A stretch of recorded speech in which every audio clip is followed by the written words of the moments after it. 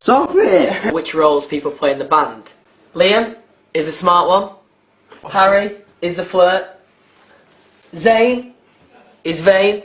See what I did there? Niall is the funny one. And Louis the leader.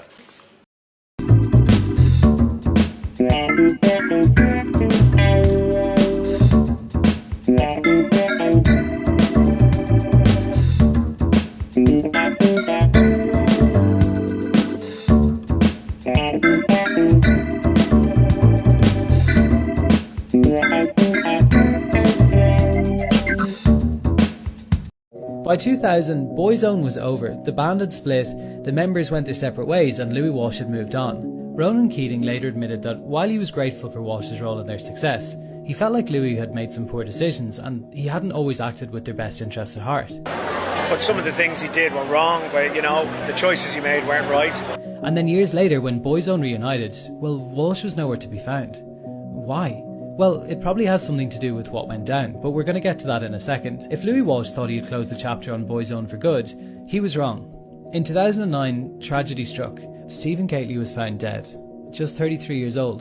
The news shocked the industry. He had been the heart of Boyzone, the soft-spoken, kind and often overlooked member of the band. Gately's passing shattered everyone, and it hit Louis Walsh just as hard. Everybody's here for the right reason today, and they're going to support his family and his mother and everything. Because for all of the ruthless business decisions Walsh had made over the years, and the fallouts and betrayals, there was something undeniable that everybody could agree on. Stephen's death was a tragedy. Louis has been getting huge criticism in recent weeks since the series dropped, and not much has been said in recent years about all of this, but here's what apparently happened. Stephen Gately, who had been part of a dance troupe before joining Boyzone, found his place as one of the most beloved members, often praised for his warmth and dedication. His heartfelt performances were a part of Boyzone's success, and he quickly gained a strong fanbase. As the band became more successful, their fame was met with the usual pressures of celebrity, the pressure of constantly being in the spotlight. Louis wanted the band to constantly be on front pages, because that was what led to record sales. But it was this desire that ultimately led Louis to make some decisions that, well, betrayed Stephen. In 1999, the fame the boys were experiencing showed its darker side because Stephen Gately was blackmailed and outed by the British tabloid The Sun for being gay. It was one of the biggest personal crises he would ever face in his short life. Gately had a real fear that his hidden sexuality was going to affect his standing as a teenage heartthrob, which in turn would affect Boyzone's record sales. But he had a big secret. He didn't want anyone to know about it. He was so scared. He was so scared that it was going to kill his career. To him, it felt not only like his career hung in the balance, but also the career and the future of all of his bandmates. The stakes here were huge. Gately had long been the subject of speculation, but this outing was frightening for him, especially in an era when LGBTQ+ representation in the public eye was way less common and often met with negativity. At the time, the Sun newspaper put pressure on Gately, telling him that a former security guard was touting the story about him being gay around the tabloids, but the recent series on Sky uncovered the revelation that in fact, this secret was betrayed to the Sun by Louis Walsh, Gately's own manager. It was absolutely scandalous what the newspaper did to Stephen. He got the front page. This was Louis speaking to the press at the time. It's particularly shocking footage, giving the new insight that he actually was the one who outed Stephen secretly. Everybody did want to protect Stephen in the area because he was like a little child. Even when he was 33, he was like a little child. You wanted to kind of look after him and kind of mother him or father him. He had that thing about him. He was special in that sense, and he always stood out as being a special person. At the time, sure, the pop industry was ruthless. Being in a boy band wasn't just about talent, it was about staying in the public eye, and it was about being on the front page. And for Louis Walsh, publicity of any sort meant record sales, and record sales always came first. Louis felt that if you were selling records, well, everything was good, and he was willing to do anything to make that happen.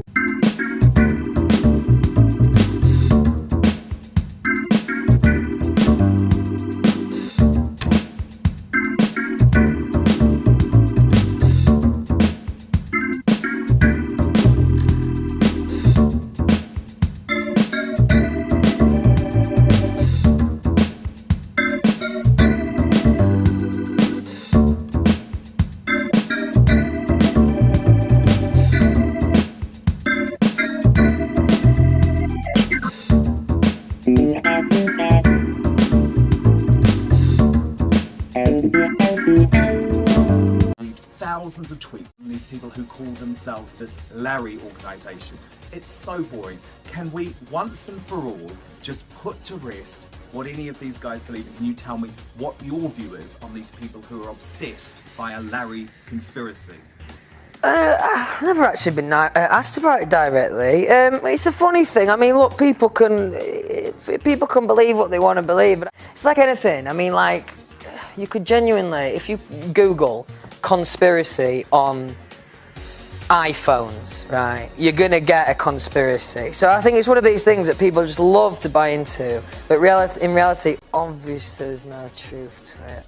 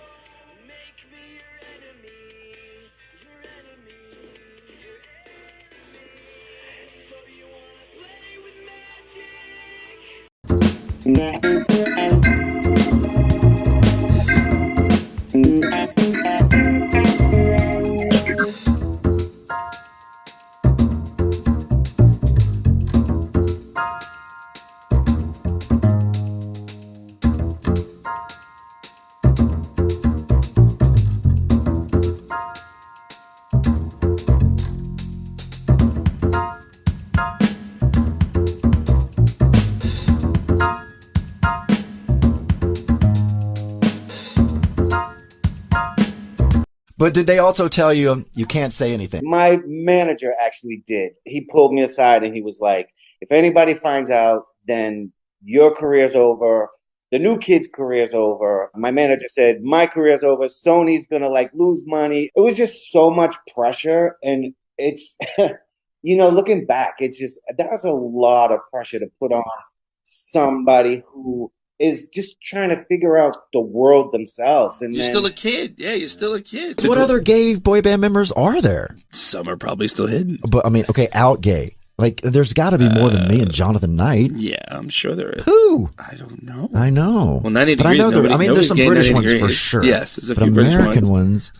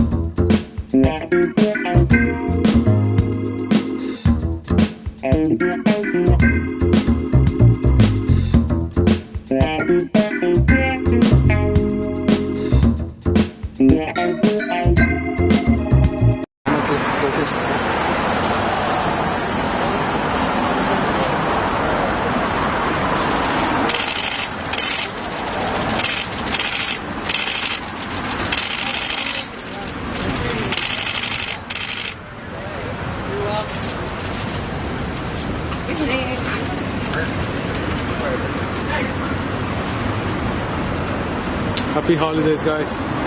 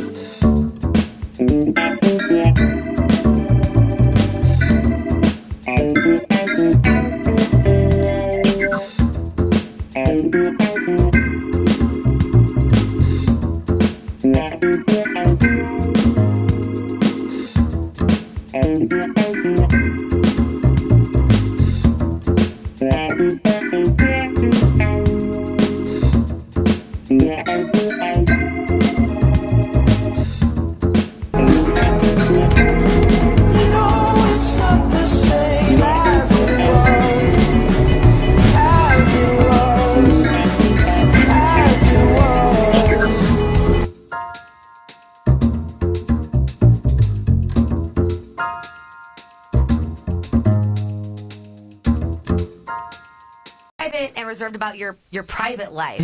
Why is that really important to you, to be open with the music, but with what's going on with your family and all that, you want to be a little more reserved? Yeah, well, it's massively important for me. Again, you know, from being 18 years old and being in the industry, that's how old I was when I started with the band.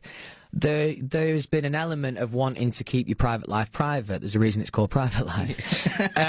And, you know, sometimes that's more challenging in my job. So I like to kind of open up with my lyrics, and some of it is kind of open to interpretation in terms of what it specifically means. But my private life, I mean, that's the way you stay sane in this job. You've got to have those little moments for yourself. And like, there's amazing, you know, like on Christmas Day with my family, it's an incredible time. Never would I be putting any of those pictures up on Instagram, because that's my time. You know what I mean?